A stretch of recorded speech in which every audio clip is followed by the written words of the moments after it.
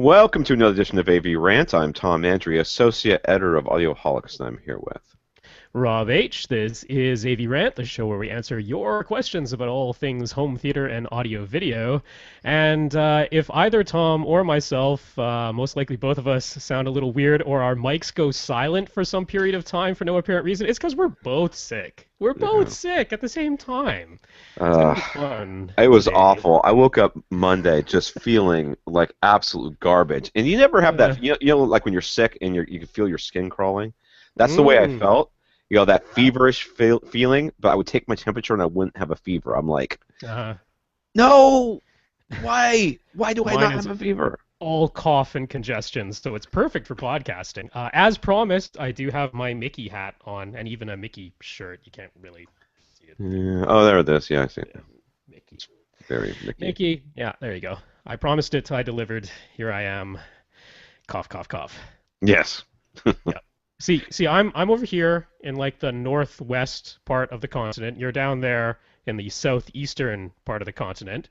So, you know, diagonally opposite placement evens things out. That's how we're both sick. That's right. Our coughs in the Midwest are well spread out across all the seating. We need to get Michael up in Newfoundland and Ray down in Southern California. If they're both sick as well, then we have four-corner placement, and someone in Kansas is like got the perfect cold right now. That's how that works. It's a perfect storm of colds there. All right. This is the AV podcast where we answer your home theater and AV questions. All you got to do is ask. And to ask, all you need to do is send us an email. Send one to Rob at avrant.com, Tom at avrant.com. On Twitter, you can reach Rob at FirstReflect or me at avrant_Tom. I'm actually looking at myself, which I don't normally do while I do that, so it's freaking me out. Well, you're back to widescreen again for some reason. So yeah, I think it might be the microphone somehow. It might have something to do with that. I don't really know. Makes no sense. Well, I've switched back to the V-Moda crossfade, whatever it is, M1100. Yeah, with the mic because it's got the little button where I can mute myself when I start coughing or sucking on cough drops. Yeah. Of course, you can come to the website and comment there. It's www.avrant.com. Facebook.com/avrantpodcast. And on G+, just look up my name to hit me up there and hope to God that I know those because I don't go there very often. Though I have been, for reasons I can't totally explain, I have been going there more often lately. So, yeah, might work. I did have somebody ask me about, on G+, about the album that I often talk about when I was listening to those Intersound electrostatic speakers, and how they played with the phase, and it went both left, right, but forward, back, and through your head and everything. Yeah. So that album is from a band called Yellow, Y-E-L-L-O, and it is called D.I. It is not a lot of fun to listen to. Okay, they're the same band that did the don't oh yeah, that song that was in like every movie in like the 80s. Yeah, Ferris Bueller and all that. So they're the same band that did that. They have that very techno sound. Like every other song has a female vocalist and kind of sounds okay, and the ones in between are just like, we're just gonna make weird sounds and have them, play with phase, have it go all over the place. It's really very bizarre, but good stuff for testing out speakers, especially stereo imaging. So that's it. You can get that from wherever you want to get it from. Boom, boom. I love that song. That song is not on that album, though. So if you're hoping to get that song on that album, it's not. The two songs. You mentioned it. So I did. That's because everybody knows that song. The two songs I usually use are Junior B, which I think is track number 5, and the very last one, which is Planet Dada. There's 2 of those tracks on there, but it's the last one. I think it's called Flamboyant or something. That's the one where there's lots of left-right panning and stuff like that, which is really quite cool. So check those out if you guys are interested in that sort of thing. Now, we do have some listeners of the week. First of all, I want to recognize Craig. Craig is he's like clockwork, dude. If I post the podcast and the Twitter thing goes up, he retweets it like within an hour. He's like a machine when it comes to retweeting AV Rant podcast. So he might have 0 followers. I don't actually know, but he's retweeting. At least 2,000. At least does he really? More than either of us. More than us combined. So wow. There you go. Well, thank you, Craig. See, I didn't even check, but yeah. So Craig retweets like a Pro. So I wanted to send a special shout out to Craig for being a listener of the week for helping AV Rant's visibility on Twitter. So thank you, Craig. You didn't ask for it, but I'm giving it to you anyways because I noticed. Now, John and Henry both sent us donations, and they did that by going to the website www.avrant.com and clicking on the Buy Us a Cup of Coffee link, which is on the right side there. Looks like a cup of coffee. And they send us a little PayPal donation, which they can do with their PayPal account or with a credit card. So this is always very appreciated. Like I said, we just paid for another 5 years of owning the www.avrant thing. So we've got that going for us for another 5 years, and we just have to continue to pay for hosting fees and maintenance and other little things that we're going to end up doing. And hopefully, someday, getting me some lights in here that don't completely suck. Because I'm not... those LED panel lights that everybody who does any sort of video stuff on the internet tends to use because they're not that expensive and they work well and they're nice diffuse lights. So yes, that's what I'm planning on getting. But I mean, I am not an attractive man. Don't get me wrong, I understand that. But I am not as unattractive as I look on this podcast. I'm also hopefully going to upgrade my computer pretty soon, so we're not seeing me delayed by like 3 seconds. Aren't you like transitioning from a good guy into a bad guy? With like half the face lit, it's all moody. It's like talented Mr. Ripley or Luke Skywalker and Return of the Jedi. It's symbolic, man. The lighting is symbolic. I don't. You think I'm transitioning into a bad guy? I question your logic on that one. The eternal struggle between light and dark, Tom. It's yes. Shown in lighting form. Yes, that's what it is. You're right, Rob. You were very smart. All right. Do we want to talk about these news? This news? Well, yeah, let's. Yeah, because the DTS they mentioned a while back that they were going to show us some details about DTS X, which is their version of immersive audio, object-based audio. And they said, oh, look for some news in March. And yeah, it's March 31st. No news yet. So they missed that. But it's because they just announced, at least this is on twice.com. They said April 9th. That is when they are going to reveal more information about DTS 6 rollout, where it will Did anybody actually expect them to be on time? Let's be honest here. I kind of sort of did because it was just supposed to be an announcement. It wasn't supposed to be like a product rollout. So I was like, you can't even get a press release together when you said you would. But anyway, thanks to Ray Coronado because he actually just pinged me this morning with this Twice article, to which we can link over at avrant.com and on Facebook so that you can see what we're talking about. But I'm hoping that's what has been written in the Twice article is actually correct. Like, some of these things are written as though they're quotes, and yet there are no quotation marks around them. So it seems a little dubious. They seem to be quoting John Kirchner, who's the president of DTS. And I mean, the sentences end with things like he said and he noted, and yet they are not in quotation marks. So I'm hoping on the positive side that what's being said, which seems very hopeful, are things like many Dolby Atmos AV receivers and preamp processors are upgradable via their firmware. And I think he said should be, or could be, DTS not. Yeah. I mean, it was Not more like will not will. It was more like technically it should work. I mean, I'll take that kind of statement versus only brand new models that have never been sold before will be receiving DTSX. Like, if that were the statement, I would go, oh, that's kind of pooey for anyone who just bought an Atmos AVR in 2014. I mean, all the people who don't listen to this podcast aren't waiting for things. Yeah. So yeah. So the real thing is that we have no idea what DTSX is going to be. Yeah. We just have no clue. I know what I want it to be, and I'm pretty sure it's not going to be that. But I mean, we just don't know. Yeah, so the other interesting part of the statement, which again I don't know if it's actually a quote, but saying DTSX has the ability to support Atmos speaker configurations. So in other words, if you already set up 5.1.4, 7.1.4, saying it can support an Atmos speaker configuration, and that's another factor that could contribute to confusion being eliminated. I'm like, oh. Well, I mean, that actually falls in line with a lot of other sort of speculation and stuff I've been hearing on AVS Forum and that, which is that it will use Atmos speaker positions. So that, to me, is a very promising, hopeful type of thing, which is that at least Atmos and DTS-X will not require you to have different speaker positions, that they can be shared, which is certainly better than something like, Oro saying, no, no, you cannot use top middle speakers, they must be surround heights. Yeah, Uh, so, yeah. all right. So I've got a list, basically what we're saying is we don't know, but we'll but we see. don't know yet. But We're April hoping. 9th is soon, and hopefully we will know then. That's when they'll tell us when, on the 15th that something's going to happen. Um, Yeah. yeah. All right, so let's get into these topics here. We've got a couple left over from last week, not too many. Hmm. Pretty good. Those of you that are hoping that we do another 2-hour podcast, ain't going to happen, dude. My voice is not going to last. All right. So we'll get through as many as we can, and then we'll hit the rest of you next week. As always, if you do not hear your question and you do not think that we are going to answer it because we don't mention your name at the end to say which guys we're going to talk about next week, then either you sent it in today, which will be Tuesday, March 31st, or we missed it somehow, so send it again.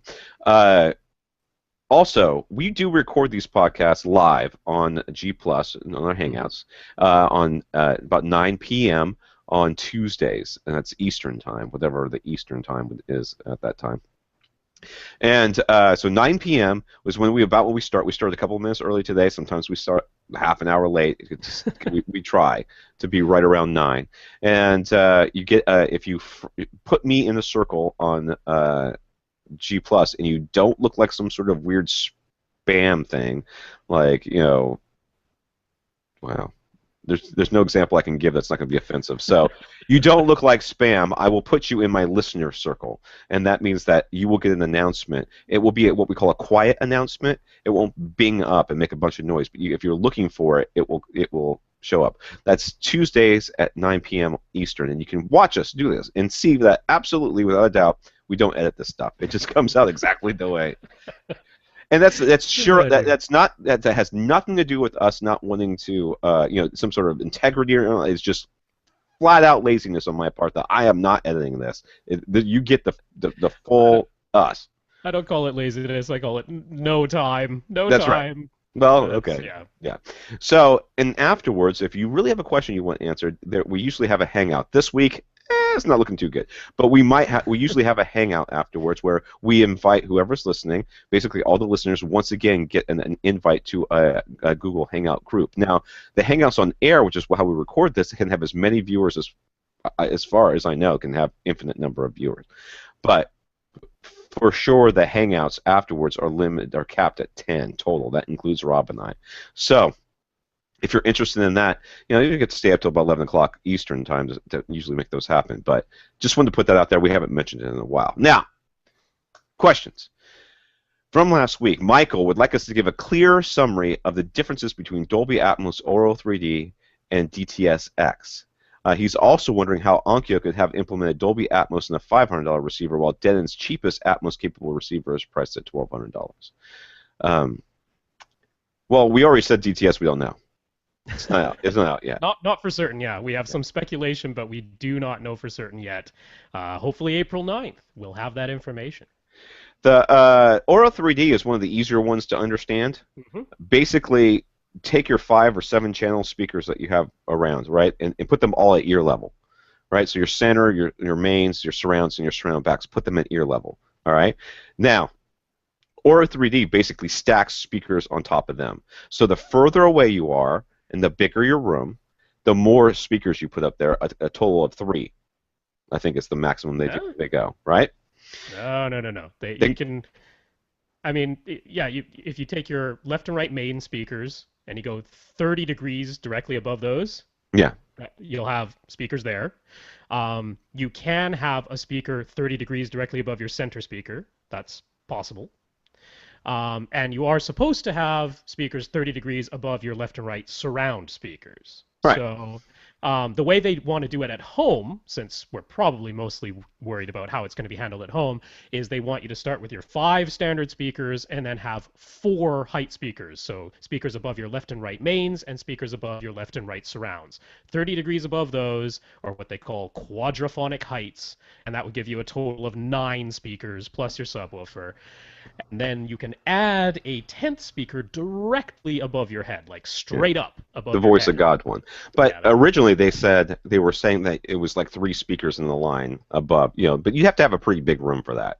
It doesn't really make a lot of sense to do that at home. well, yeah, they were talking Um, about like 3 height layers. So mhm, having an ear height layer, a height layer that is 30 degrees above that ear height layer, yeah, and then an overhead layer, which could be more than one speaker, but it's only one channel up there. So yeah, you could use like 8 speakers in a theater all overhead because you're blanketing the whole audience, but they're all playing the same thing. So that third layer is just a single channel that's up there directly above everyone.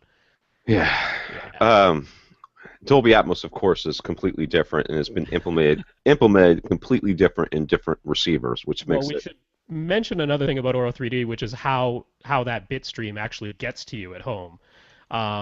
Because the way that Auro has done it is they just encode using regular PCM. So there's no special bit stream. There's no like Auro 3D thing that's going to show up on the front of your audio video receiver as far as what type of signal am I getting off this disc or Yeah, what that's type going to of anger signal some people for sure, right? yeah, am I getting from this download?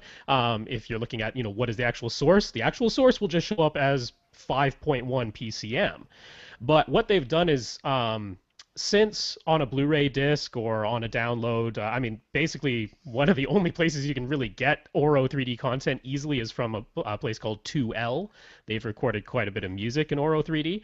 But all you're going to get is a 5.1 PCM track, and then they've used the 24 bits of any given channel to basically they've stolen like 6 to 8 bits out of there to use as this additional height information. So basically, if you took an Auro 3D recording and you played it back on a standard system, one that does not have an Auro 3D decoder built into it, basically everything we've had up to this point, it will just play back as 5.1 PCM. That's what you'll get. But if you have an Auro 3D decoder, it will say, oh, there's extra information packed in there that I know how to decode, and it will turn that into 4 or 5 height speakers in addition to your standard 5 speakers. So Right. that's the way Auro's come at it, and Auro is a channel-based system. So when they're making the recording, the mixer has to decide this sound is going into this speaker. Like it's a one-to-one correlation between where is the sound going and what speaker is playing that sound. They're thinking of it in those terms, so it is a channel-based system, and that's how they're packing it all together. Yeah. Right. So the Dolby Atmos is different in that there's a lot more. This is all based on the ceiling almost. You get your Mm-hmm. height channels in the front and your height channels in the back, which would be a. It's not the difference is that with Auro 3D everything's in line. With Atmos, they're supposed to be what, like off to the side, like 20 degrees or something like Yeah, well, that. I mean, with Atmos, the easiest way to think of it is again start with your 5 or 7 Yeah. standard speakers, except they're all going to be at ear height. Yeah. They've moved away from your surround and surround back speakers being elevated, which I still prefer. But they're saying, oh, they're all at ear height now, just to think of it that way. And then what you've basically got is 2 rows of speaker overhead that Yeah. are in line with your front left and right speakers. So you take your front left and right speakers, go straight up from there, and then continue that arc overhead. And you can have as many as 10 speakers overhead in the home version. You can have as many as 10 speakers overhead, 2 rows of 5. That's the full capability, but that's only if you had some crazy high-end $20,000 plus processor at the moment. If we're talking about more reasonably priced things in the $5,000 and less type of price range, then really you can only have 4. Yeah. And you can sort of choose. You can choose where along the arc, those 2 arcs going over your head that are in line with your front left and right speakers. You can choose which 4 you're going to have. They have to be in pairs, but that's basically what you got. So, yeah, You have to as be far really as careful when you buy an Auro receiver. I mean, not Auro, an Atmos Atmos receiver receiver. because if you have a specific place you're planning on putting those Atmos Uh, overhead speakers, there are some receivers that will support those locations and others that will not. yep. So you have to read these things very, Or very carefully. combinations That's of right. four. That's That's right. the real tricky thing. Like, Denon and Marantz are pretty darn, flexible, but like, let's say for some strange reason you wanted to have both front height and top front speakers. Like you wanted four speakers overhead, but they're all towards the front of your room. Can't do it. Can't do it in any less than $20,000 AV receiver right now because they just don't allow that combination of four. So yeah, it's as far as the speaker placement goes, the Oro one is easy to understand, but it is not cross compatible directly with Atmos, Yeah. unfortunately.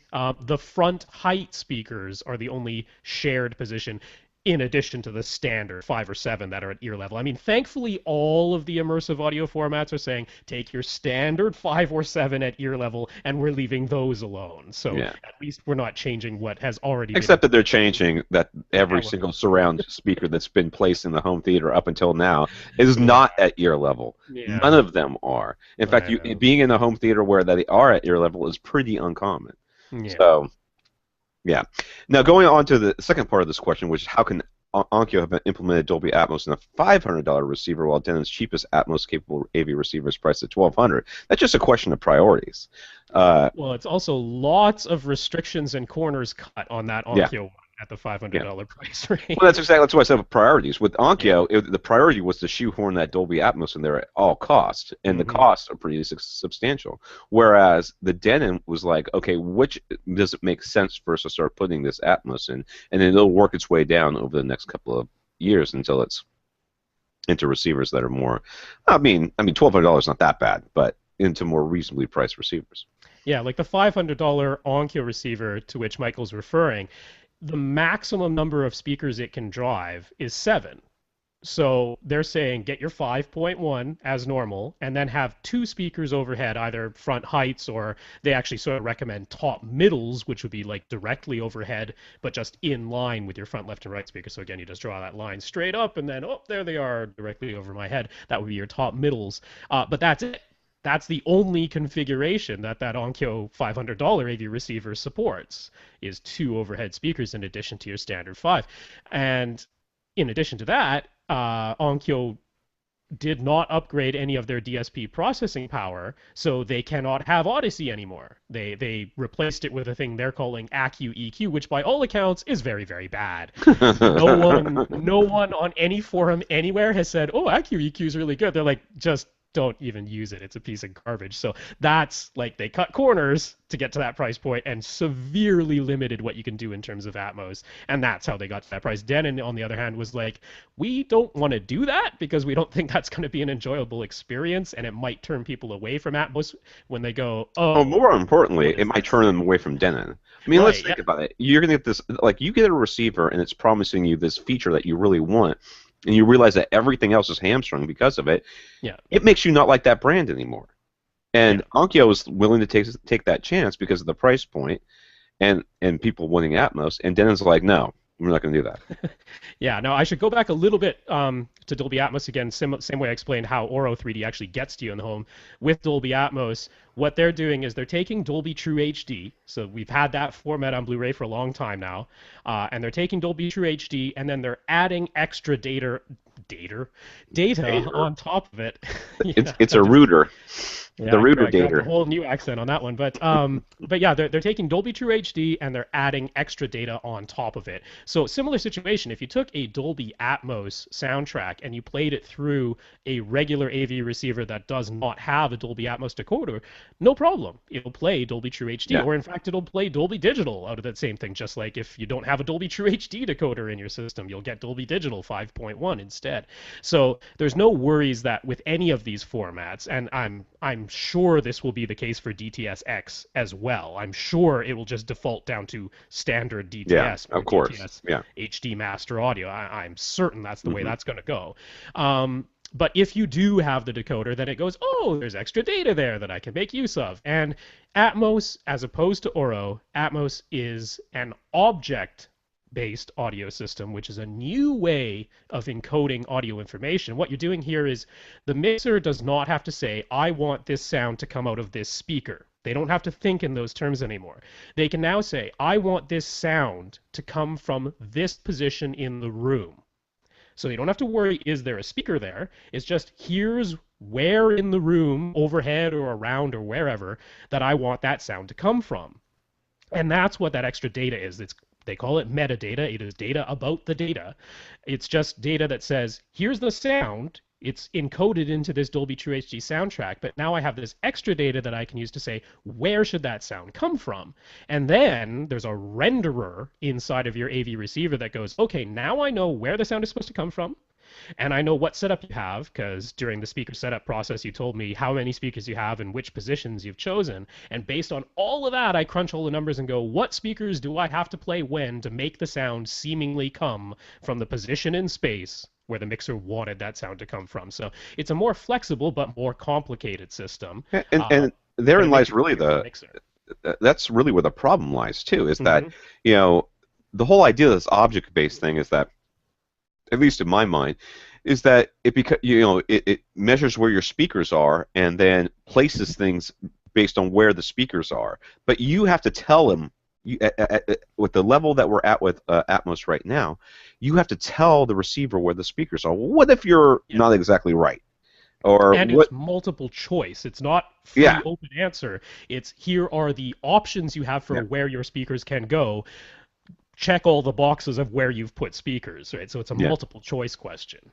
Yeah, and if you know how hard stereo imaging can be, and all the stuff we do to tweak that. Now we're talking about taking like 3 different speakers: your front right, your 2 overhead speakers, and your surround speaker, and trying to get them to all sort of gel together to give you a sound that's exactly right. Well, if you're taking a normal home theater you've had for years, you're like, I'm going to put some Atmos speakers overhead. Well, your surround speakers are too high, so Atmos thinks they're lower.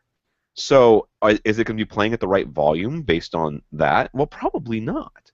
And the way that this whole thing is going to merge together is going to be problematic. So that's where you have to be careful that you're actually putting the speakers where they're supposed to go, because that's how this is going to work at the best that it can. So you have to be a little careful with there. But it's a very neat technology. I have not been impressed with the sound so far, but I'm hoping that the Avengers the Age of Ultron will have good Dolby Atmos, because I'm going to hopefully go see that in the theaters when it comes out. So there's one last thing I want to mention about immersive audio in general before we go on to Michael's next question, which is that if we're looking at the next broadcast standard, what they're calling ATSC 3.0, this is going to be the new broadcast standard for ultra high definition television, if and when that starts being broadcast. Yeah. It's important, I think, to know that they're looking at, like, right now, when you get an HD TV broadcast, it's always in Dolby Digital. Sometimes it's actually like 2.0 Dolby Digital, but it's always encoded in Dolby Digital audio. That's the sound format that they chose for HDTV. And they're looking to have, again, one format that they're going to broadcast all Ultra HD in, as far as Ultra HD TV television broadcast goes. They're looking at Dolby Atmos. They're looking at DTS:X. They're looking at another one, which is also in the movie industry, called MPEG-H. Yay, yes, there is another one, and that will be an open standard with no royalties attached to it, so wonder which one might win. But they're looking at that. We have these 3. Guess which one is not being considered at all? Yeah, Oro 3D. Oro 3D. That's not even in the running. Yeah. So I gotta say, if you're a real Oro 3D fan, I mean, all the power to you. I do think it's a good format for music. You can get plenty of content from 2L, but man, does that look like it's going to be an also ran in this whole thing by the end of it. So yeah, that's kind of where I'm looking at the other guys probably winning.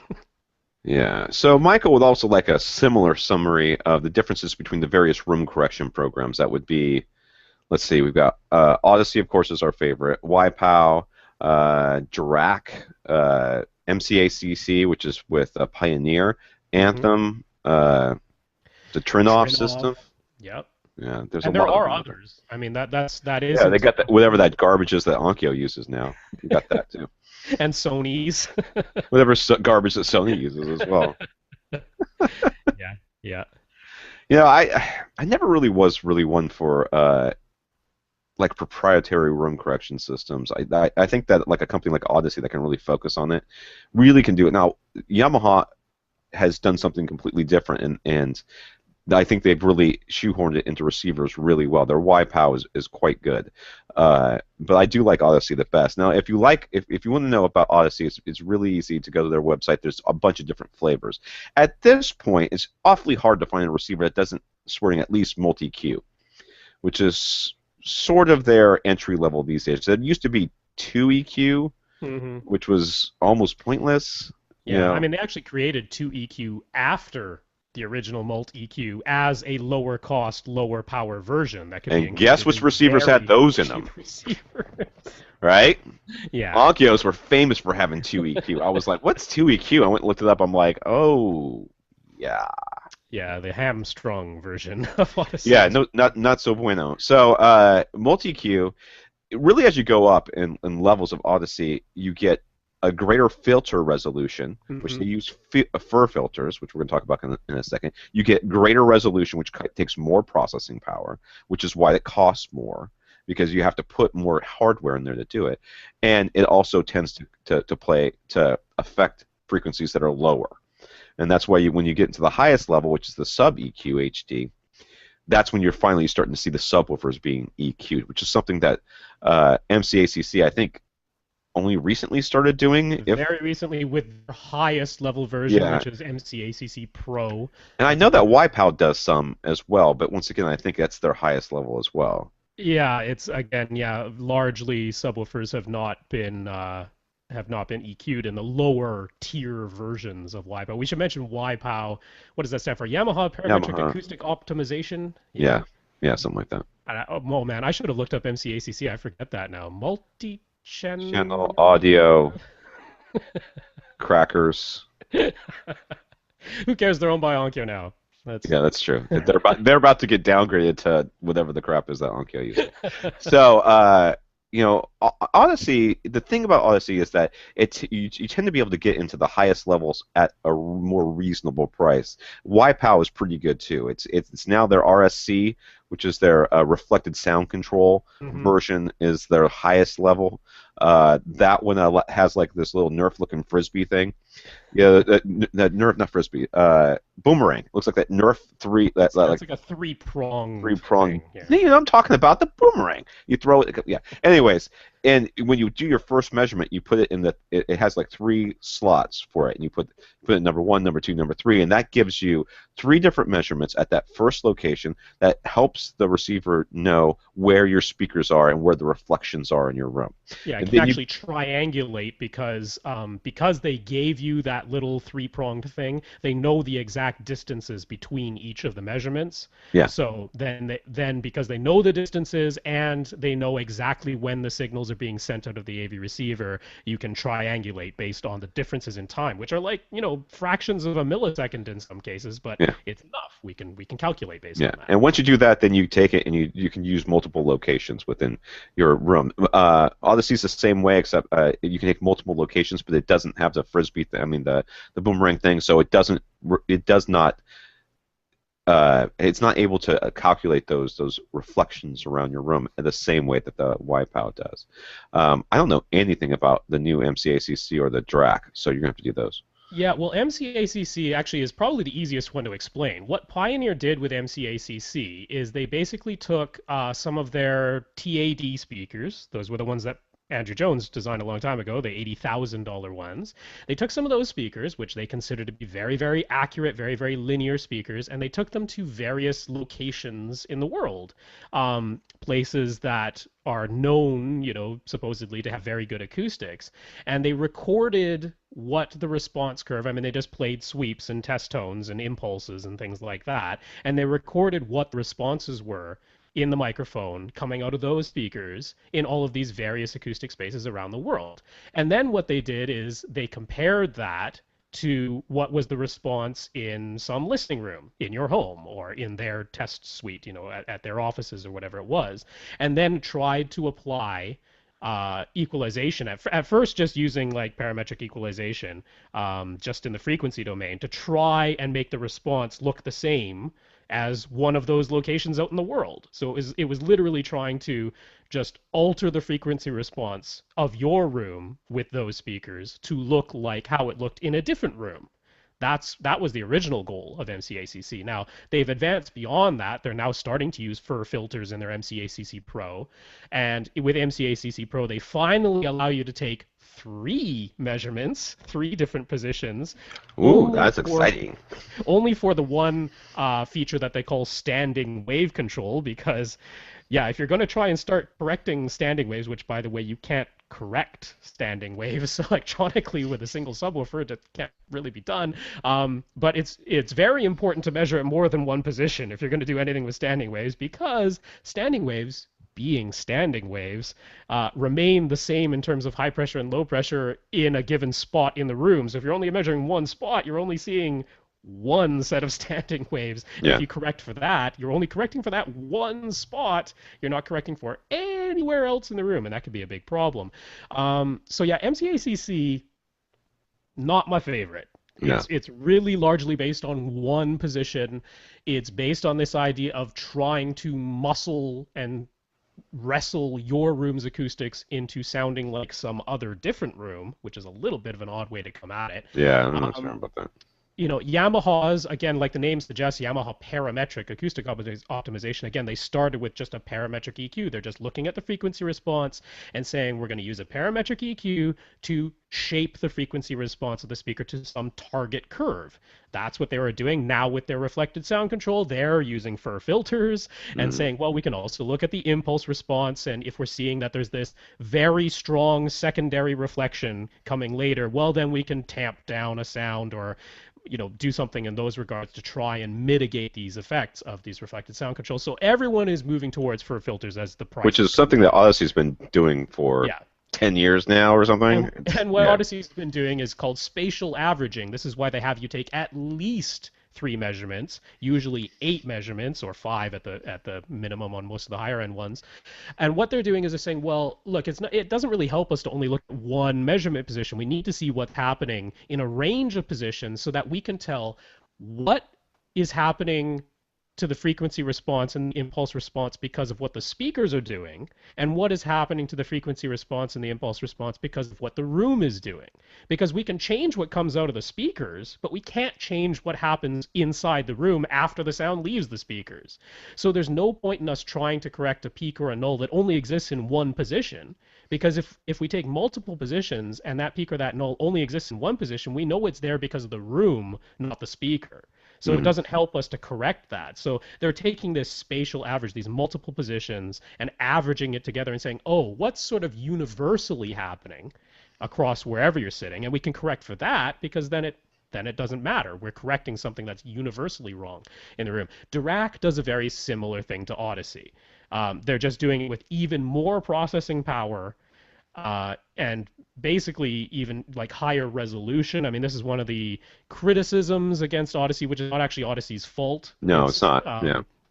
But they can go to even higher frequencies, even higher bit depths, because they're using basically the processor inside your computer, or the one that they have in their offices, instead of one that's built into an AV receiver. So Dirac and Odyssey are pretty similar. And then there's also Anthem. They have their Anthem room correction. And again, they're using fur filters. They're using multiple microphone positions. They're spatially averaging. And the difference with Anthem Arc or Dirac versus Odyssey Standard that you get in an AV receiver is that they let you manually manipulate what that target curve might be. They have their standard target curve, of course, but then they let you manually alter it if you want to. Odyssey can do that too with Odyssey Pro, which would have you connect it to your laptop and use the processor in your laptop to do those types of things. But that costs like $2,000, $3,000 or whatever for the Pro kit. Exactly. And all of them do. All of them are similar in price and capability, because they're all doing pretty similar things as far as what they're actually trying to achieve there. So, those are sort of like different shades of the same idea. Trinov is a completely different thing. Theirs is very different, where they use a tetrahedral mic the closest thing you have to it is that YPOW one with the little spinny disc, Hmm. except that it actually takes all the measurements simultaneously by Yeah. giving you 4 microphones built into one in the shape of a tetrahedron. But they only put that in one position, and then they actually try to do the thing that we were kind of imagining that Atmos and DTSX might try to do, which is they go, we triangulated the position, not just the angle horizontally, but the elevation angle too, of every single one of your speakers, and they can create sort of like a little virtual 3D map of your room inside of their processor and go, well, your left surround speaker was supposed to be 90 degrees to your left and 2 feet above your head, but you actually put it 3 feet behind you and a foot below your head. What can we do now that we know exactly where it is in the room? How can we manipulate the sound using all the speakers to try and get that left surround sound to come from where it's supposed to? That's what Trinov is trying to do. It's kind of impressive. It's a little questionable how well it works because it's only one position. So Yeah. again, you run into this problem of like, yeah, the money seat might work, all the other seats, not so much. So, Michael, the reason that we're always kind of pushing towards Odyssey, I think, is becoming clear through this discussion. Dirac and Anthem are doing similar things, but Odyssey's been doing it for a lot longer, and they are in receivers that are a more reasonable level. If you're going to do a Dirac system, it's a lot more you having to do it. A lot of times you have to buy a box that goes between your processor and your amplifiers. There's going to be more stuff coming out, I think, in the future where we're going to see receivers with stuff built in. But as soon as you start building these things into receivers, you run into that hardware limitation of Den's going to say, listen, this is how much processing power we can afford to put in this $1,200 receiver, and deal with it, which is exactly what Chris said when we were talking to him about Odyssey. He's like, man, we could do all kinds of stuff. Yep. We could do it. We could do this stuff all the way from to whatever bit rate, and bit depth you want your stuff to be. But frankly, they just won't. It just makes the receivers prohibitively expensive. So. That's why we like Odyssey. It's because it's already in the receiver. It's a lot easier to use. Especially now that they have the web interfaces, it makes it extremely easy. You don't even have to be in the room, and you can control it from your laptop in a different room. Yeah, the last big difference to me is Odyssey offers dynamic EQ. Yeah. Because I think I've mentioned many times about accounting for the non-linearity of human hearing and the fact that very few of us listen to all of our content at full reference volume. Yamaha has a similar thing now. It's only in their highest level AV receiver at the moment, their A3040. It's the only one they call it Yamaha volume. And it's a similar thing. It's using That's the unique. Fletcher-Munson curves to account for the non-linearity of human hearing. But it seems strange to me that none of the other systems, even Dirac, doesn't do that yet. But don't they all have Dolby volume, though? And Dolby... Well, they'd have to license that, though. Yeah. That's a separate thing. Yeah. So... yeah, it's overall, I think Odyssey gives you the greatest combination for the least amount of money. But if what you want is more manual control, you can certainly get like a mini DSP box with Dirac in it for $1,000, which is not an insane amount of money, and you can play with that manually to your heart's content. So, yeah. Or you can go with YPOW, and that gives you a little bit more control too. Yep. That way. All right, finally, Michael's... Jeez, how long have we been talking about frickin' Michael? Like 30 minutes. Jeez, Michael! Just one question. I'm done. I'm done after this question. We're doing one question this week. It's the Michael episode. Yep. Next, the questions were too open-ended, and Rob just gets going. I haven't even barely spoken on this podcast.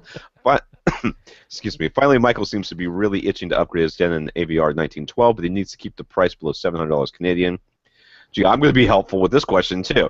He'd really like to have built-in Wi-Fi and Bluetooth, question that, and better support for streaming audio over his network, as well as the latest and greatest network and app interfaces, since he is visually impaired. But he's also keen on potentially getting into immersive audio, and he still wants good room correction, so he isn't sure what to do. But you got to load it. Yeah, okay, a couple things. First of all, either up your budget or lower your standards. Let's start with that. Because you're not getting all of that for $700 Canadian. I don't have to be Canadian to know that. You're not going to get good room correction, Wi-Fi, Bluetooth, latest and greatest network and app interfaces, and immersive audio all in the same box for $700. Not happening. Well, not right now, but I mean, I honestly don't think it's going to be more than a year before he will. Yeah, I agree with Right? you. Yeah, he Yeah. definitely wait. Definitely wait. Yeah. At least until DTS comes out and we see what they Yeah. do. And If and it, DTS becomes another like, oh, it's like Atmos but with DTS, well then yeah. we can all at that point you hear Rob and I go, oh, just buy Atmos, whatever, doesn't care about Yeah, like I know Michael's itching to do this. I mean, I know about upgrade-itis. Tom knows about upgrade-itis. We've all had that feeling. But the issue here is, first of all, the 1912 is no slouch of an AV that. No, receiver. yeah, it's a good one. And if you're going to spend $500 to $700, and $500 to $700 is not an insignificant amount of money to you, and I know it's not in Michael's case, I mean, for Yeah. some people they might go, oh sure, I'll drop $500 every 2 weeks because I just want to play, but that's not the case here. He's got a budget for a reason, and it's like you want to get something that's going to be worth that money, and Mm. we just happen to be in a time where your best move right now is to wait because I mean if this was going to be a 3 or a 4 year wait I wouldn't be saying that, but I'm Yeah. talking about a 8 to 12 month wait, which in my mind it's like you got to, because it's not like you're living with nothing right now. You're living with a perfectly fine AV receiver, and you're not going to get something that sounds amazingly different from what you already have And for there's that just amount of nothing money. out there, dude. Immersive audio Yeah. right now, there's just nothing I can recommend. Yeah, I mean, he did say that Nothing. that's lower on his list, if he could get everything out else but not immersive audio, but I'm still just like, if you want HDCP 2.2, which is not a bad idea, because again, just waiting 8 months and you're going to have it. It's going to be in every single AV receiver that comes out Yeah. at the end of this year. Every single one of them. Yeah. So just please wait. Because even the ones that have them now, it's usually one output and it's not full bandwidth. So you're hamstringing. It's the same thing with that we were talking about with Onkyo and that getting Atmos in at $500. Yes, they've got stuff with HDMI 2.0 or HDCP 2.2, whatever is the thing they have. But it's not. It's all hamstrung. So that it's very little reason for you to go spending that money right now and do that. Well, I'd love to help you spend money. I love it. I Oh can't. yeah, if we had a good option, we would tell you, man. It's not that. It's It's just not like that. yeah. This is one of those ones where if I told you to get something right now, like even a nice receiver like an X3000 or something like that, nice receiver, or X2100 or 3100 or something like that, which gives you the Bluetooth and the Wi-Fi, it's like you're gonna be kicking yourself. In Yeah. 12 months, you're gonna be kicking yourself, and I don't want that to happen. That's Yeah. exactly the sort of advice I always want to hear and I always want to give is like, if it's that close to not kicking yourself, then Yeah. that's the way to go. So Because you don't want to regret this $700 yeah, purchase yeah, 12 months from now.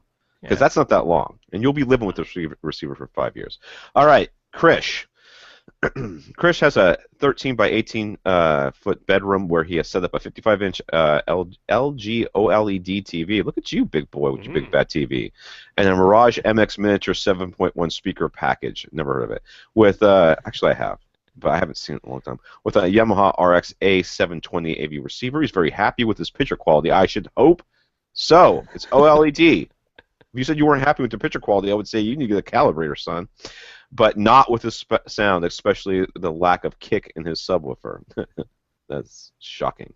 He's looking to spend $1,000 to $1,500 to dramatically improve his sound quality, but the speakers need to remain physically small, so he would like our recommendations. He's also wondering if it would be worth it to use part of his budget to upgrade his Blu-ray player. He's currently using the PS4.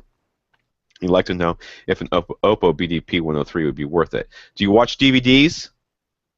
Like a lot? Even if And do you watch them and you go, oh, that looks kind of weird. Those vertical lines are doing some weird shimmering thing. Is that what you're seeing? Because if you're not seeing that, or if you watch mostly Blu-rays, you're fine. yeah, and also don't steal $500 out of your $1,500 budget for a Blu-ray player. That's Yeah, no, no, I don't no. agree with that. Yes, I mean, I agree with what you're saying. I don't agree with spending that money. Yeah. Okay, so he wants small speakers to improve his sound, and he Mhm. wants 2 subwoofers, apparently, because that's what we're going to tell him to do.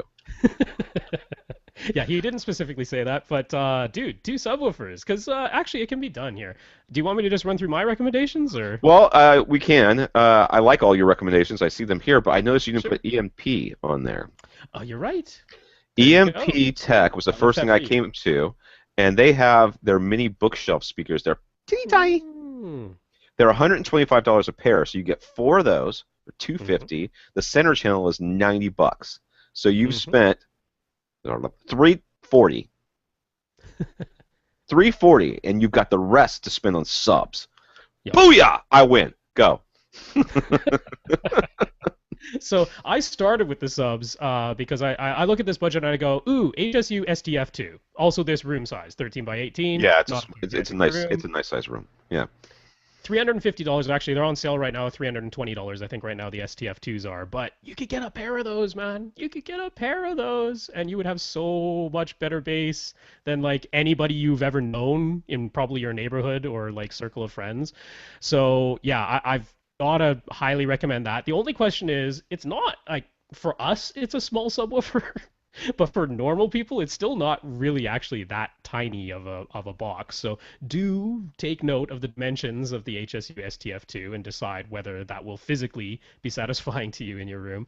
But yeah, that is I don't see any way to beat that for the money. So anyway, some speaker suggestions. First of all, I am very much a fan of Ascend Acoustics HTM 200 SE speakers. They are not tiny, but they are small. They are sealed. They are wall mountable. They contend very well with less than ideal placements if you happen to have such a thing. The tweeter in them is fantastic for the money. I would defy most people to be able to find a better tweeter than what you find in the Ascend SE series for that price. So you could get 5 of those for about $650. Then you could get a pair of the HSU STF2s, and bam, you're within your budget. And ooh, would that be a good sounding speaker system? I would also mention the NHT Super Zeros. I know Tom would so totally back those up too. They're 100 Absolutely. $100 a piece, very attractive, small, sealed, easy to place, sound very good. So easy alternative there. And then SVS, they have their new Prime series, and they actually have a Prime satellite 5.1 system. Now here, if you needed a smaller, like a physically smaller subwoofer than even the STF2, you could. And in this room size, I think the SB1000 would be fine. It would certainly sound better than your Mirage miniature sub that came in that package. I guarantee you the SB1000 will thrill you compared to the little sub that you have right now. So I would not worry about that, but it is a $500 subwoofer, so it takes more out of your budget if you're getting a second one versus that STF2. But you could still get the Prime Satellite 5.1 package, add a second SB1000 subwoofer, and ooh, you'd have some good sound for under $1,500. So yeah, those are my suggestions. And Tom's with the MPs. Yes, and you can get dual SB1000s for $950. Exactly. And that works with my EMP budget. And you would, Yep. you would crush. It would be sick. Any of those, we'd be like, oh, you got yourself a good deal, and you got yourself some good speakers and some good sound. Yeah, you're gonna be fine. You've got a good budget, 1,000 to yes, you're gonna be fine. Yeah, and that will dramatically improve the sound of your Mirage miniatures. Because what like are those Mirage. things? Are they like round or something? Or are they just like? Well, Mirage has their whole thing where they fire their tweeter upward because they try to get omnidirectional. Oh God. Yeah. The miniatures, they struggle. You know what? Speakers are not that hard, and when you fire tweeters up, you don't try to be clever, okay? Don't try to be clever. All right, bass is omnidirectional. Tweeters certainly aren't. So, What do you think you're doing? Stupid. All right, Fred.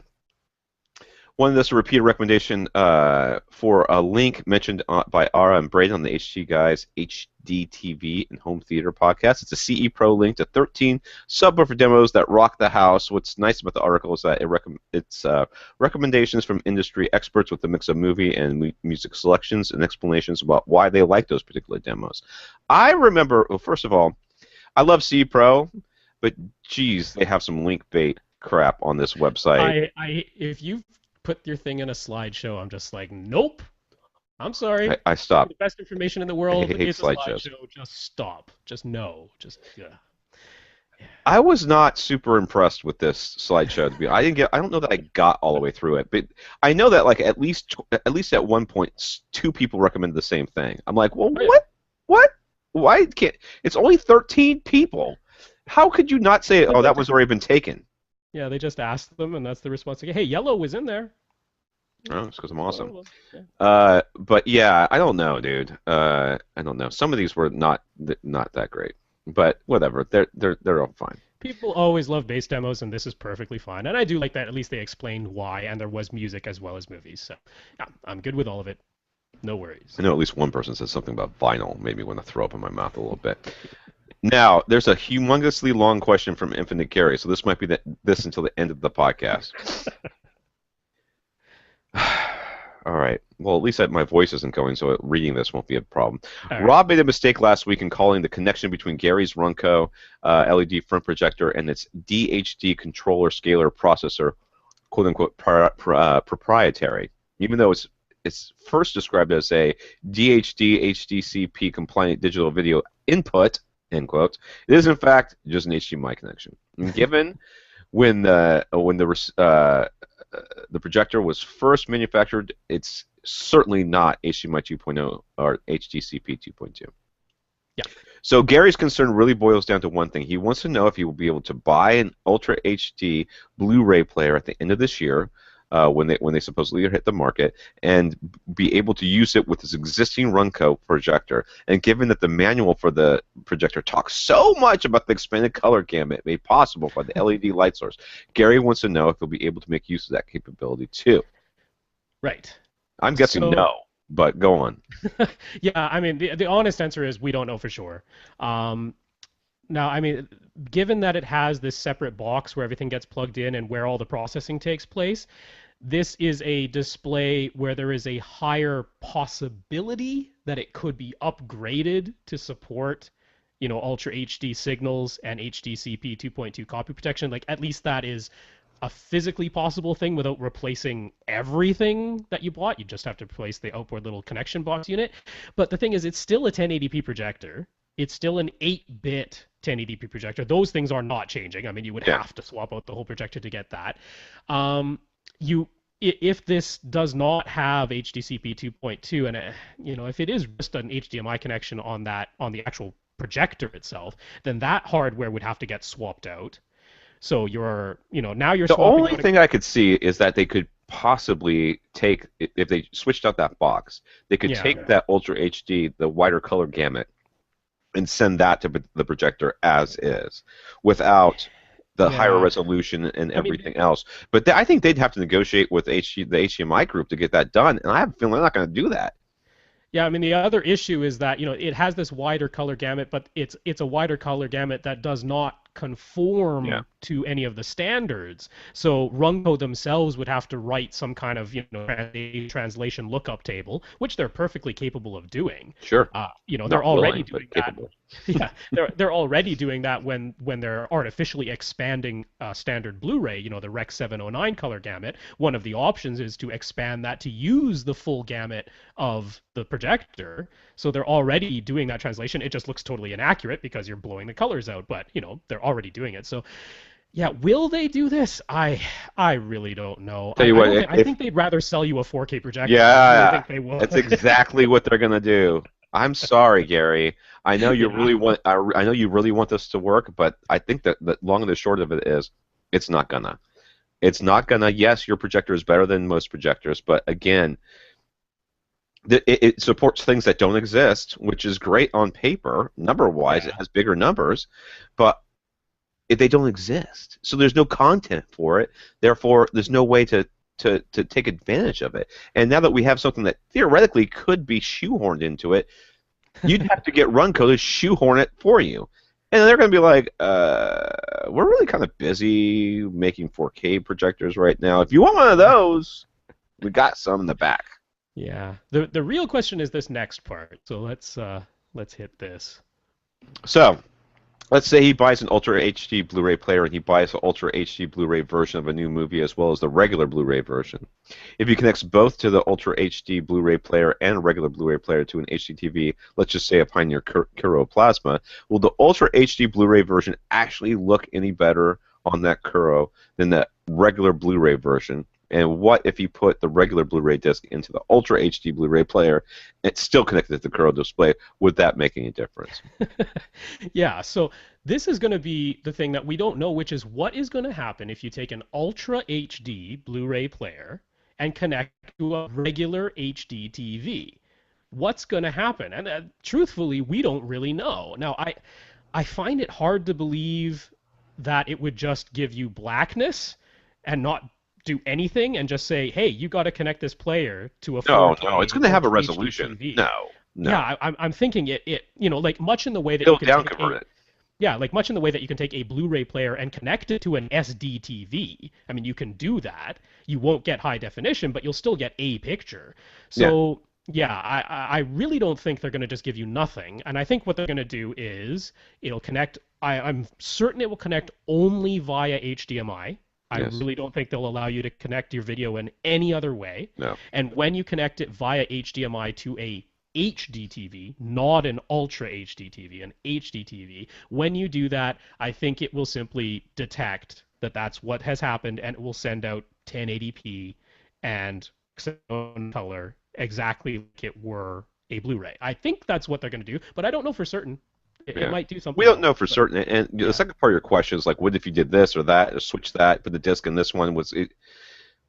Those are two different players. So there's going to be up conversion that's going to happen, or some sort of conversion that's going to happen from the Ultra HD either down to Blu-ray, or taking the Blu-ray and up converting it to Ultra HD. Yeah. Once you start converting things, then all bets are off. Like the So Ultra HD Blu-ray Player Alliance, the whole group of companies, they've said it is mandatory that all Ultra HD Blu-ray players will play regular Blu-ray discs. I mean, that would be insane if they didn't, but yeah, that is for 100% certain it is mandatory that it will play yes, regular Blu-ray discs. Now, what will it do with those Blu-ray discs?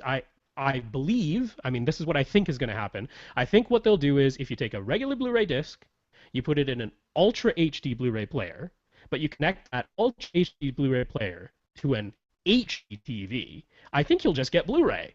I think that's what's going to happen. I think it'll just be Blu-ray. But I would think, yeah. but I think if you take a Blu-ray disc and you put it in an Ultra HD Blu-ray player and you connect that player to an Ultra HD TV, I think there will be some players that will try to upconvert the color and the high dynamic range. I think they'll try and fake that stuff, but that's going to be built into the Ultra HD TVs too. I think they're going to have modes that'll try to do all that kind of fake. You'll have to turn this at that point. We'll be telling you to turn stuff off. Yup. Yeah. Yeah. Turn off all the conversions and just have it put out. I think what's going to happen if and when you buy your Ultra HD Blu-ray player, if you connect it to your existing Runco, I think you're just going to be seeing Blu-ray quality. Yeah. That's really what I think is going to be happening. That's my honest guess. Yeah. Yes. Gary also wants to discuss screen size. He'd like our take on the ideal screen size in general. He realizes there's a certain amount of personal preference involved, but in his mind, it doesn't make sense to have the screen to be so large that it requires significant eye movement or even head movement just to be able to take in the whole screen. Like how most people would never choose to sit in the very front row of a movie theater if they didn't have to. I've had to do that, and it's awful. With some of the articles describing how large a screen would need to be in order to see all the detail in a 4K image, Gary's wondering if we might end up sacrificing viewing comfort in the name of detail and immersion. No, dude, you're the only one that. Everybody else is just buying the screen. Based on how big they want something to be. They're not worried about whether or not they're going to be able to see all the pixels that are in it from their distance. If you want to talk about the screen size in general, I completely 100% agree with you, Gary. When I sit down, I really want to be able to see everything but the corners, maybe the top, the top and bottom corners of the screen without moving my eyes at all. Like if there's something that happens up in the very top left, me having to move my eyes to see that is something I'm kind of okay with. That's about the limit of what I'll tolerate. So me sitting 8 feet from an 80-inch screen or whatever I am right now is about right for me. Maybe You're like 10. Tony Stark in Avengers, man, when he's asked, like, how does Nick Fury see this? And Murray Hill's like, he turns his head and he goes, sounds exhausting. Exactly. Yes. So I'd like to sit there and be able to see like 90% of the screen without moving my eyes at all. Okay? Anything more than that, and I get fatigued and I don't like it. And that's just personal preference. And you can do, we've talked about this in this podcast before, but you can do this in a movie theater. You go to a movie theater, figure out where you think your best seat is, count the number of steps down, paces down, count the number of paces across, and then do the math for that equation there, that ratio, and then find a screen based on where you're sitting. Yeah, I mean, in my personal experience, I've found somewhere in the range of a 36 to 40 total degree field of view. In other words, draw a straight line straight ahead of me, go 18 to 20 degrees left and right of that line, and I find that to be about my personal ideal total field of view for a screen. And the thing is, that's larger, that's a wider field of view than what's recommended for HDTV, for 1080p resolution. 1080p resolution, the recommendation is 30, possibly 32 degree field of view. So, and the reason for that is because of the pixel density. You get closer than that, a wider field of view than that with 1080p resolution, and you might actually start to see individual pixels, which we don't want. We don't want to see individual pixels. You start getting screen door effect and weird things like that. So, going beyond 1080p resolution, if you're getting a 36 to 40 degree field of view, well, there's potentially some benefit to it. It's very dubious, but yeah, the idea of going to high resolution is that you'll just never see pixels. It's not that you'll see maximum detail of, ooh, that pixel is white and the pixel directly next to it is gray. It's like, that's not the idea, because then you're seeing individual pixels. It's having a smooth image and never seeing a pixel. It's being able to walk past your TV within, arm's length and still not seeing pixels. Yeah. Is what it's about. Ultra HD, when I first saw it, it was a 50, 60-inch screen that could put my nose on it and not see a pixel. Who's going to watch a TV with their nose on it? I mean, maybe somebody will, but most people aren't. So somebody's going to have a 50-inch computer monitor, so. And they're great for like doctors and people who are working with art and stuff, and they have to have they're sitting there right in front of the screen and they need great resolution. But in a home theater setup, it's really not all that necessary to have Ultra HD. We're all going to have it, but we don't really need it. Gary also wanted to point out that it's possible to find Pro amps that do not have fans. We mentioned last week that most Pro amps have fans. I didn't think we said most. Yeah. But the Crown K1 amps that he uses to power his infinite baffle subwoofer, though it's discontinued, those did not have fans. And then when I was looking at Pro amps, that's what I was looking at fanless ones as well. But most of them do have fans. Not all of them. So, yeah. That was it. James, send us a Wikipedia entry on full-range speakers. Hey, Wikipedia's got your back. James. I can talk smack because he just texted me and said that he can just G+'d me and said he couldn't get onto the feed, so I can talk smack. Point out the term full range typically does not literally mean covering the full 20 to 20 range of human hearing, but rather it's just a single driver that attempts to create as much of that range as possible. That's true. That's my problem with it. Okay, my problem with it is that as most full range speakers, full range. I mean, I don't even know where to put the quotes in this, but the air quotes in that one, but they're not going to play past 180 hertz, and then they're going to roll off the top as well. The article also mentions the use of whizzer cones and other supplementary diaphragms that allow the driver to play higher frequencies than what the regular diaphragm could alone produce. James is keen on full-range driver technology since its own open baffle speaker kits that we mentioned last week make use of full-range drivers as part of the design. James has made an offer to let us try out a pair of his speakers, so hopefully we'll be able to give you our first-hand impressions. I sent him my address. Is he going to send some to you too? He has not contacted me directly as of yet, so I think he has sort of that one demo pair that he's sharing around, trying to get reviews or distributors with his one sort of demo pair. So you'll be getting them. Possibly I'll be getting them after you. I have no idea. I don't know, dude. I don't understand, because I thought I was going to have to put them together. So is he having people take them apart and put them back together? That's weird. I don't think so. I don't know how. It's open. He told me I was going to put them together. I said I wanted. Okay. I wanted to put them together if that was an option. I didn't want them to come. So I don't really know, man. So I haven't heard anything from him since that first day. I don't know on that front. I just did want to mention on that whizzer cone thing. I mean, that's kind of a funny. What they do is they put some sort of like compliant material, basically where the dust cap would go. Yeah.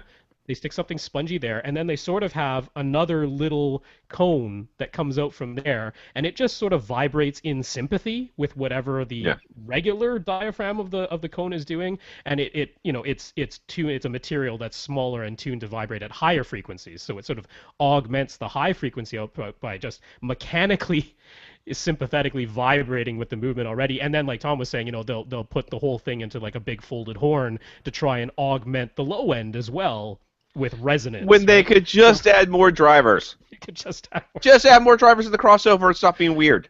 All right. I like the mention in the Wikipedia article itself. They're like, this is basically a form of a mechanical crossover, like Yeah. not an electronic crossover. Hmm. Let's not even separate passive and active electronic crossovers. No, this is a mechanical crossover where the physical properties of the thing are acting like multiple drivers. So, yeah, I still don't think it's the ideal way to create sound. Those little wizard cone things, they look funky, and the high end audiophile community loves those things. I've Uh, heard one speaker that had it. It was an awful, I awful think demo. they're called whizzer cones. That might be it. I don't know. Those I guys think are all. that's the appeal. They're like Twizzlers? No. Wizards? What? No. I'm confused. All right, Jonathan paid us a compliment and thanked us for a discussion on the net neutrality topic. He was looking forward to reading the link for the AV-centric take on what we mentioned last week. Josh S., the writer of that article, also thanked us on Twitter for the mention. Hey, look at that. It was good all around. There we go. Well, I love. Now, right now, probably Jonathan and Josh are like sending angry, very long, very convoluted emails to each other They're about like, why they're wrong. I hate the new laws because of this. Well, I hate them because of this. Well, now we can't agree. Now we can't agree. You either hate him for my reason or you can't hate him at all. That's right. Since we didn't shy away from a controversial topic, we don't shy away from anything. We're just sometimes wrong. Jonathan decided to throw another one our way in the form of an editorial presented in the form of a comic book panels that describes an incident where an artist was asked to change the color of a character's skin. The author-artist uses the incident to question the status of social literacy when it comes to racism, since he was actually changing the shades and colors of many character skin tones based on the lighting of the scene, and yet it was only the Latina character that was pointed out by the editor as being too dark. Okay, so you read the whole thing. I read the whole thing, and it's very interesting, and it's, I think, a perfect example of you kind of reading too much into it, to be honest with you. Because I kind of feel the same way. what ended up happening was the guy made some sort of like snarky comment back. Oh, I don't remember what it was. He made some sort of really snarky comment. I mean, it was subtle. It wasn't like, because he was trying not to get fired. I mean, he works for the people, Well, I and think he just said, didn't I read that her parents were Latina and African American? So I right, thought it made sense that she had a darker skin tone than if she were, say, Latina and white, right? yeah. And then I think they responded back with something like, "Oh no, I think the new canon is that she's Latino and white." Yes, that's right. Yeah. Yeah, but he didn't change the color, and Yeah. they never said anything about it. So it's one of those things like you flip through. Like I used to do this all the time when I did lighting back in college, early college. I would do lighting for plays, and the lighting director guy was such a freak. He was such a great guy. I love that guy. His name was John White. I think it was John White, and he taught at San Joaquin Delta College, which is a central. What do you call it? A community college in California, at Stockton, where I went, and he was such a great teacher. But he would sit down there, and I'd be in the lighting booth, and it was a huge, huge auditorium thing. And he'd be like, "Just goose it a little bit, just give it a little bit more, just a little bit. Oh, that's perfect." I'm like, "Right there, you want me to mark it?" He goes, "Yeah, mark that." I hadn't touched anything. I hadn't touched it. But I knew that in his mind he was looking for something that really didn't have anything to do with the light itself. And at that point, this person had flipped through this comic book and went, "Oh, that looks a little dark." And then the second time they went through, the third time, whatever, maybe the lighting was different in the room, and suddenly it doesn't look dark anymore. And I think that is something that it was being taken as being quote unquote racist, but was really just sort of not. Yeah, to me, I mean, obviously, yes, this can be a very controversial topic, and I can get myself in a lot of trouble depending on what I say with certain people. So, we do have to tread lightly on topics such as this. But I do think there are instances where things are attributed to racism or sexism or ageism or whatever ism you want to throw onto it, that a certain behavior is attributed to that, and it isn't necessarily because of that. But it doesn't mean that it's not reasonable to think it might be because of that. Like, when it comes to something like editorial, editors have to point out something. Like they can't just say on your first draft, "This is great, we love it." They can't. Like they're not allowed to. They have to say. Clint is the only person that has ever done that to me. He's the only person who I will write something and goes, "This is perfect, I'm printing it." Yeah. He's the only person. Every other person I've worked for, I've always intentionally left a couple of typos in there. I'm sorry, if you don't, they will come at you. Like Yeah. they'll find something to say. Yes. You know, Yes. they'll find. It drives me absolutely bonkers because I end up having to change something that's really silly. You know, like Yeah. why am I changing this? This is It's to immaterial. justify their job, basically. Exactly.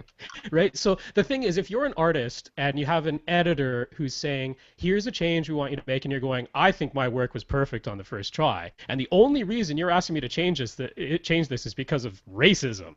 I'm like, I don't know, man. Like that might be attributing I mean, if they something have a to history of being that way, then I mean that's one thing, right. but Or that's not it's indicated in this article. yeah, or if it's like always one race or one character, Hmm. and they're always making a comment about that one character and their skin tone, then I'd start to wonder. But that wasn't what was indicated here. I mean, the thing is, I'll just say something that Adam Carolla said on his podcast, which I think was like very apropos, which is he goes, he had a neighbor who was just always on him, like always on him about the most mundane, stupid things. If he started his car at 6:30 in the morning to go somewhere, he was making too much noise. If his dog was like off the leash in his own backyard, he was a menace to the neighborhood. Like whatever it was, he had this neighbor who was always on him. And he was like, if I were black, or if I were a woman, or if I were Latino, or if I were like any other race, I would think he was a racist or a sexist or something because it was so irrational, his hatred of me for Yeah. everything that I did. But because Adam Carolla is a white guy, he's like, well, maybe he's just a terrible person. I'm sure that's not what Adam Carolla said. That's not the way he said it. He said it, but like, I'm sure he that's used slightly more colorful language. that's Am- right. to go back to bring it back a little bit towards me because this is about me. If you go to tomantry.com, my website, and you search misogyny or misogynist, there's an article, there's a post I wrote that I'm not a misogynist, but I sometimes write like one. Some people pointed out some stuff in one of my books that had a misogynistic bent to it. It was completely unintentional on my part, but after being pointed out, I was like, you know what? I could have written that better. I had my reasons for writing it the way I did, and I stand by those reasons because I was trying to point out the misogyny that was within comic books, which was what I was sort of going for. But in doing so, I didn't do it very well. So, you know, I gave an example of how I should have done it, and then one of these days I'm going to go back to No Hero, and I'm going to change that passage based on what I kind of discovered. So if you're interested, I'll try to remember to post a link. Yeah, I mean, you know, this idea, this discussion of social literacy and being aware and understanding that things that weren't meant to cause offense can cause offense and all those type of things like that, I am strongly in favor of because I mean, how else do we grow as a society to become less bigoted and less offensive to one another and more understanding? But we have to be careful not to say that any criticism of anything that might touch on race or it might touch on gender or it might touch on whatever, that you can't level any criticism about anything. Like, for example, let's say that this creator in this comic said, well, I envisioned, the writer did, this character looking a certain way and you drew him a different way and I want you to draw him the way that I envisioned him. And then the artist is going to say, oh, well, you're only doing that because you're a racist. Well, no, that's not fair. That's not being socially literate in the opposite direction, right? So yeah. All right, I'm done with this conversation. Let's talk Yes, about me audio too. games. I'm going to get into trouble otherwise. Yes, stop. Yeah, Canadians are supposed to be nice. Dawn has a pair of Ascend Acoustic Sierra 1 speakers and an HSU STF2 subwoofer. So very similar kind of to what we were talking about earlier. The electronics that have him satisfied for the time being and as much acoustical treatment as his room/wife will allow. This setup is almost exclusively for music. So he's got Sierra 1s, a subwoofer, electronics that he's okay with, and some room treatments. But he's got upgrade-itis. So where should he spend his money next? Another subwoofer. Okay, sorry.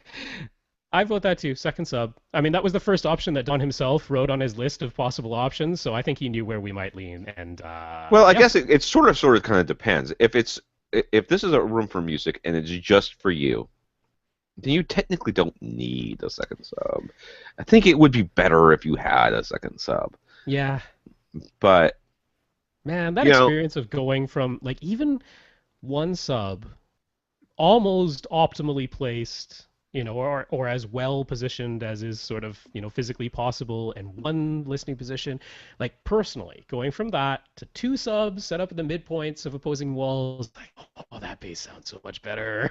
It just sounds so much better with So the is two this list in subs. his order? This was the order that he gave. Yeah. Okay. So this is his list in his order. A second sub. Sierra 2 upgrade kits, which Mm. gives him the new tweeter and all the stuff that he needs. Surround speakers. Keep buying CDs and call the speakers good enough. Get some ribbon headphones for kicks, I guess. Spend the money on beer. I have a hard time saying no to that. Not all that money though, but spend the money on my wife. It's not a bad thing. And the last one, of course, is to give this money to his favorite charity, which would be us. Yay! But no, for music, Hmm. there is a lot of really good surround sound music out there that I think that you would like. And there's a part of me that thinks that you should maybe think about some surround sound speakers. Mm. I like the idea. I like your list in the order, like at least the first three, and then Yep. that second to last one, because spending the money on the wife is always a good thing. You might want to do a little bit of that, anyways. But I like the buying of a second sub. I like the idea of having surround sound speakers. I like the Sierra 2 upgrade kits, which I think you will probably really like. So any of those would do well.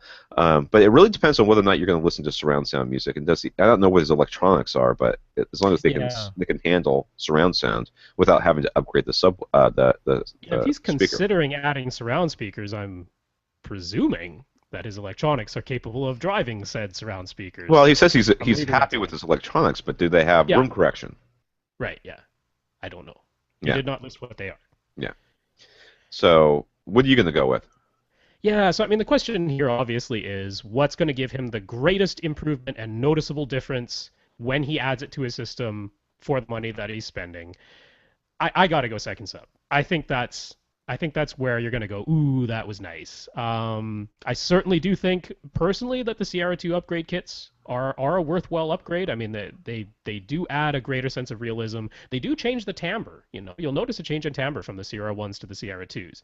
So if you really, really like the way everything sounds on the Sierra 1s and you don't want to change that timbre at all, even in the name of possibly greater realism, then maybe that's not the way to go. But yeah, I got to vote second sub. I think that's the first thing to do.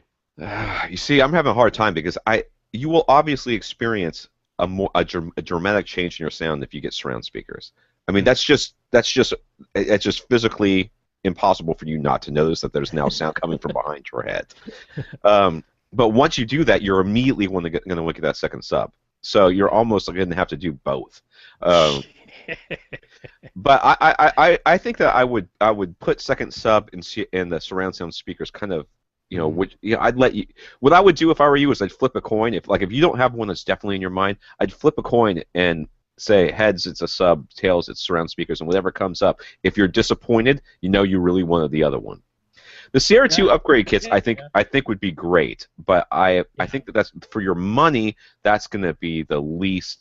That's going to be the subtlest change. Well, yeah, because it's not like he's starting with crummy speakers. Like he's got good Exactly. speakers right now. So yeah, yeah. I do have to say, if you're anything like me, take some stock of how much do you actually use headphones versus your speakers. Because like for me, I use my headphones a ton. Yeah, I do too. So if that's the case, sometimes it's pretty darn easy to justify getting yourself a really nice set of headphones that sound every bit as good or even better, in terms of just like sheer detail and resolution than your speakers. Because depending on how much time you spend, And those Oppos are pretty nice, dude. yeah. I haven't really done the A/B with the big ones and the small ones that I got here. I just haven't had time, but hopefully this week I will get to it if I can. My ears Yeah. get unplugged If from I all were the doing like talking. use, per hour per dollar spent, like I've had way more value out of my high-end headphones than I have out of my speaker system. So, if you need to look at it that way. Yeah. This is probably going to be the last one, dude, because I'm All fading. right. Eliezer sent us a link to an article written by Brent Butterworth entitled "Why DACs Need to Become Like Digital Cameras and Less Like TVs." All right, I didn't read it. The crux of Okay. Brent's editorial is that the numbers game with DACs has gotten out of hand, just like the resolution and hertz figures in TVs, where numbers on a spec sheet are being used to claim superior performance without delivering real-world results. You could actually say the same thing about receivers. and watts. Yeah. Meanwhile, consumers eventually realized that megapixels became a meaningless measure of performance in digital cameras. So Brent wants to see that same sort of realization occur with DACs too. I couldn't agree more. This whole DAC thing is irritating me to no end. I'm so tired of hearing about what DAC does it have? What do you care? You know, it's not that. What are you playing through it? That's so you're 128, kilobit, whatever it is, MP3. Is that what it is? Is that what you're hoping your DAC is going to make magically appear to have more stuff than it does? I'm just over the DACs have been mature for years, and yes, some of them are better than others. Yes, but audibly better? I know. Audibly? Really? I mean, like he's talking about the fact that there are DACs that are capable of taking a 384 kilohertz 32-bit PCM signal and working the math on that, and then there are other ones that are only capable of 192 kilohertz 24-bit, and if you fed them a 384 32-bit signal, they wouldn't know what to do with it. So, by that definition, the one that can do 384 32, it's the superior DAC, but it's meaningless. It's pointless. You're not hearing anything from that higher number thing. So I'm completely on board with what he's saying. I'm hoping people do realize. And the thing is, like, when people are talking about external DACs making such a difference on their computer, and I've had that experience. I've absolutely had the experience of plugging in a USB outboard DAC to my computer and having superior sound versus plugging my headphones directly into the headphone jack of the computer. I have too. But that was not because of the DAC. It was because you got away from all the internal noise on your stupid computer. Exactly. It was the noise. The noise. And that's not the DAC. It's the noise. Like, you have to have a DAC because you're going out of a digital output, so there has to be a digital to analog converter. It is a necessity, but the DAC is not the thing that made the difference in the sound. So, yeah, I'm hoping eventually people will people will catch on, because I would love to have a blind test and have all these people who talk so much about jitter and the asynchronous DAC, taking the clock cycles away from whatever was playing. I would love to put them in a blind test and have them point to me this jitter. You can actually hear jitter when it's really bad. I mean, it's totally noticeable. It's not something that's subtle. That's the thing that pisses me off, is that it is not subtle. I want them to point it out to me, these people who talk so much about it. They're the ones I want to have pointed out to me in a blind test. Have you heard, like, really bad jitter before? Oh, yeah. It sounds like... it sounds like a warped record. Yeah, it's because the thing is looking for a sample at a different time than when the sample arrives. Yeah. Right? So, yeah, that's jitter. That's a bad thing, right? I agree. It's a terrible thing, and I have never, ever experienced it. There's so much talk about it. And, like, you can have a little bit of jitter, a little bit, where the clock on one end is saying, when do I look for the next sample? And it is off by a nanosecond from when the sample was sent. But guess what? It doesn't matter, because it still recognized it as a 1 or a 0 in the correct position. Now, if it's way off, which is what we're talking about, which is it saw a 0 when it was supposed to see a 1 because that's how far off the jitter is. Or it saw a signal it literally didn't understand because it was some midpoint between the rise and fall of the square wave where the signal made no sense whatsoever, and that's what it saw. And then you get garbled noise, right? Okay, that's really bad jitter, but being off by like 1 nanosecond doesn't matter. That's the beauty of digital. It's still a 1 or a 0. Yeah, the whole jitter thing is really... It's a straw man argument is what it is. It's exactly what it is. They're like, this is a thing that's a problem, and we have fixed it. Yeah. That was not a problem. I mean, technically, sort of, could be, theoretically, but no one's ever experienced it. Oh, I could totally hear jitter. Shut up! All right. I'm tired and cranky. Oh. So, let's thank our listeners of the week. Craig, for being a Twitter fanatic, Twitter boss. Like a boss on Twitter. And John and Henry for their donations. Thank you, guys. That was what Rob's supposed to say. Thank you. Oh, yes. I'm sorry. Thank you. I was looking up the names of the two people who did write questions today, and so I don't have them on Nicholas our list. is one of them. Yeah, I was looking. And maybe Joel, maybe? We had Nicholas and we had Mark. Mark, yes. His name is not in his email address, but it Oh, is is there? Mark. Yeah, so Mark and Nicholas, they did write today, and so we will be adding those questions to the list for Yeah, next the week. list that includes If we Ashley, keep going at Nate, this rate. Lee, Jeremy, Henry. See, just because you donate doesn't mean you get answered. David, it's because Ryan, and that's it.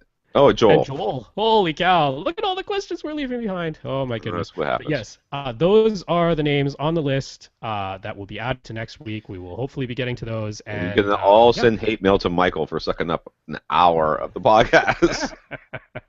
It's all right, Michael. We love you, dude. All Yeah. right. For AV Rant, I guess so. We did contact information. You can contact Rob at Rob at AV Rant, Tom at AV Rant, at First Reflect for Rob on Twitter, at AV Rant _ Tom for me. www.avrant.com, facebook.com/AVRant podcast, and yay. Oh, hey, you had a recommendation. What was the Siren? Oh yeah, I binge watched the entire series of Sirens on Netflix, which was it's a comedy. Dennis Leary produced it. Oh, okay. It's a comedy about it's a little raunchy, sort of right up my alley, about ambulance like driver type peoples. Oh, okay. I thought it was hilarious. I Sirens. mean, it wasn't like rolling. It's not like Better Off Ted funny, but it was funny. You know, I enjoyed it. You know, I like the characters and the actors and stuff. So, very interesting. And I'll say it's very diverse. Okay. Very diverse, at least in sexual preferences on that thing. So if that freaks you out, then maybe that won't be the podcast, the show for you. Anyways, for AV Rant, I'm Tom Andrew. And I'm Rob H. Now go out and listen to something.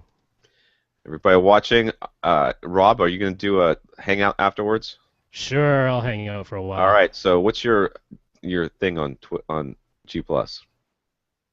Oh, can't you just start one and then I'll be there and then. Okay, I'll start one. Yeah, All right. that's always You guys better hurry up and join. All right.